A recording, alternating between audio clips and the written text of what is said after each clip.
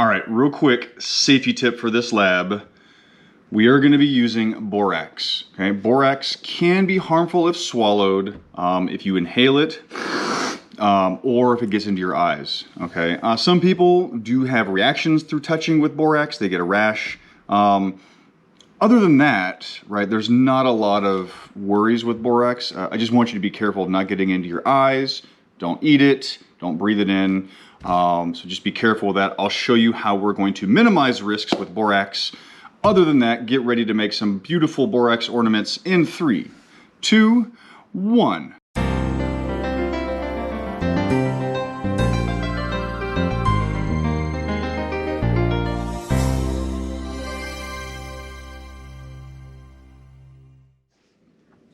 How's it going, everybody? It's Mr. C, and welcome back to another STEM with Mr. C. Today I thought we would do something kind of holiday-ish, and we're gonna make some beautiful borax ornaments.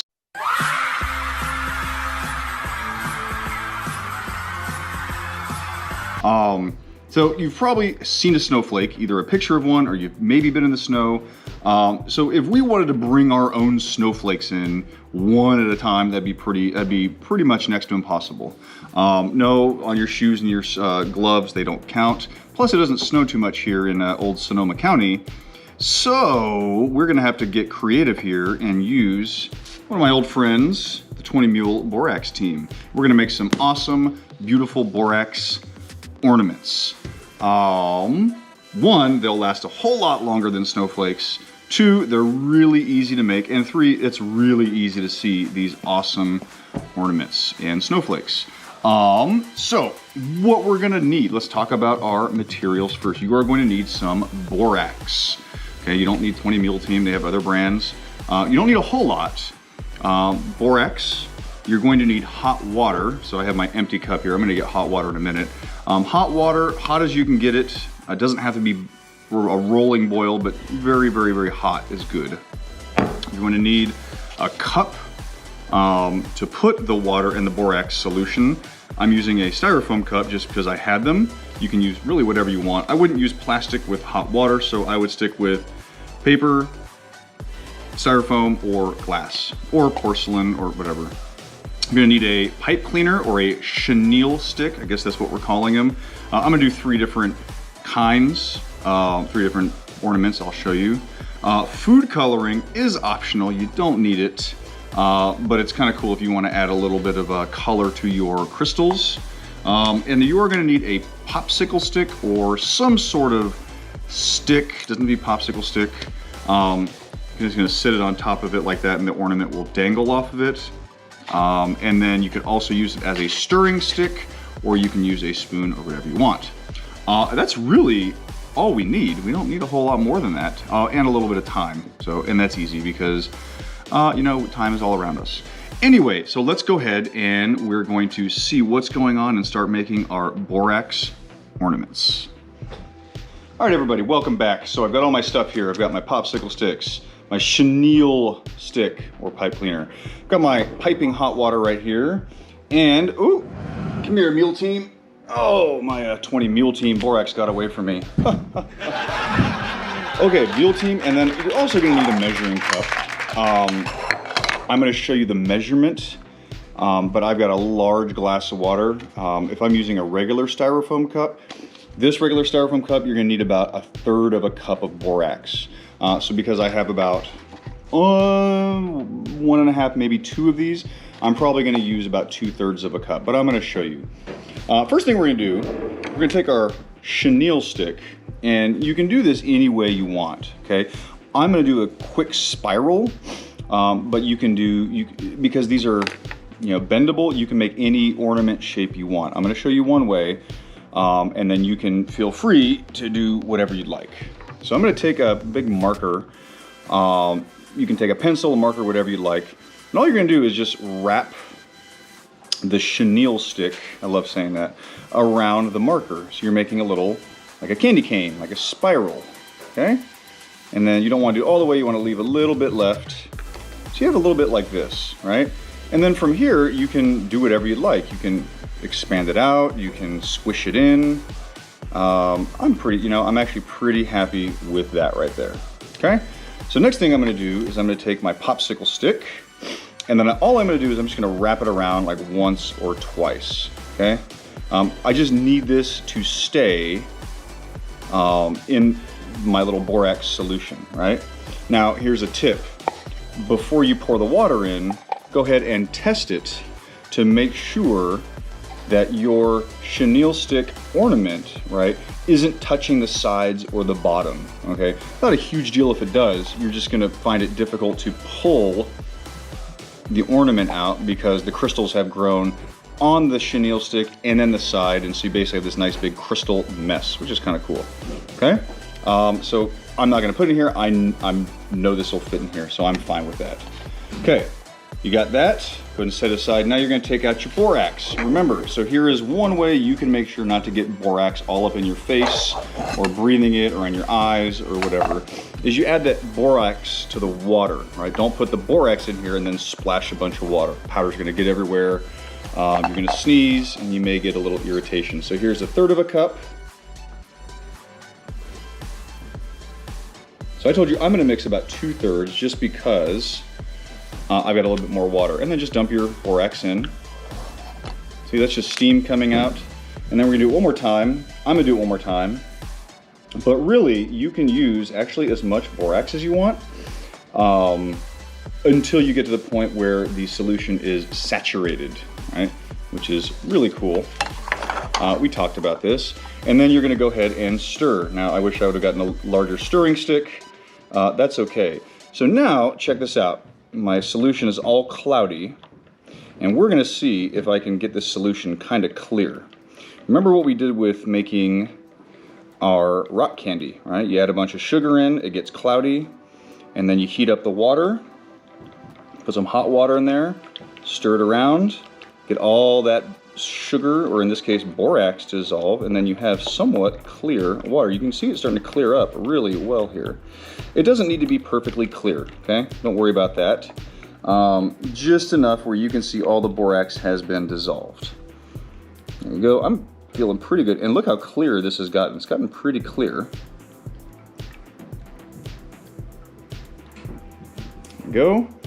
Pretty amazing, right? So now the water is saturated with borax, which is pretty awesome. And you can see it's really starting to clear up. And I don't need it to be perfectly clear. I'm fine with that. Okay, so then your next step, if you want to add food coloring, you can.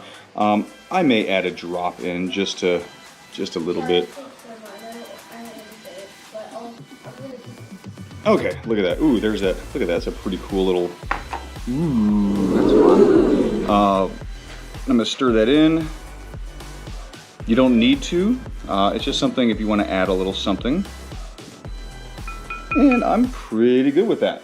Okay, your next step is going to be to carefully lower the pipe cleaner. And I'm gonna wait till this is done stirring, or it's moving, right? I kind of want it to be still. And that looks pretty good. So you're just gonna carefully drop it in.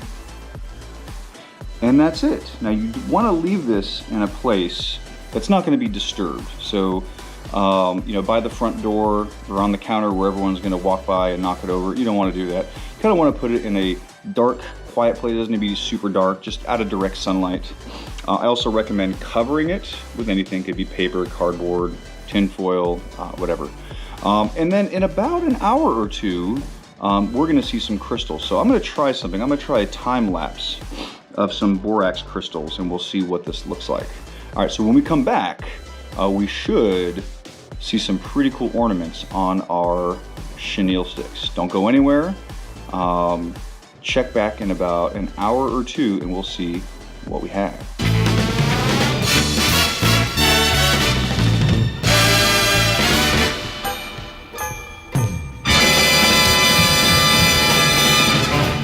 All right, everybody, so it's been about a day, actually overnight, and I'm gonna check my borax ornaments. I'm sorry, my beautiful borax ornaments. Thank you! And I did 2 cups here, and then I did the one. I tried to do the time lapse, didn't really work as well. I'm gonna figure that out. Technology sometimes does get the better of me.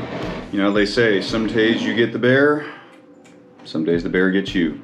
So let's go ahead and check out. Ooh. Now I'm going to zoom in close so you guys can see this. But, oh yeah, look at that. So you can see, wow, look at that. That, oh, beautiful. If you let this dry, this really does come out nice. So you can see all of the crystals that have glommed on, it's a good term, glommed. No, they basically, they formed crystals on the little hairs of the chenille sticks or the pipe cleaners. Remember we did dye it red, you can see a little tinge of red, not too much there. You do need to use a lot of food coloring if you want to get that good, if you want to get a good deep color. Here's one I did, I just did an, oh, and this is why, I'm going to show you why. You want to make sure it doesn't touch the sides. I'm going to do that one next. I made a little circle, but I also used a lot of borax. Okay, here's another one I did. And that one came out pretty good too. I did another spiral. And I'm going to put these against black paper so you can really see them, and I'll shine a nice light on them. But wow, those are some pretty big crystals there. All right, and then I'll see if I can, yeah, we'll just bring you over here. Hello.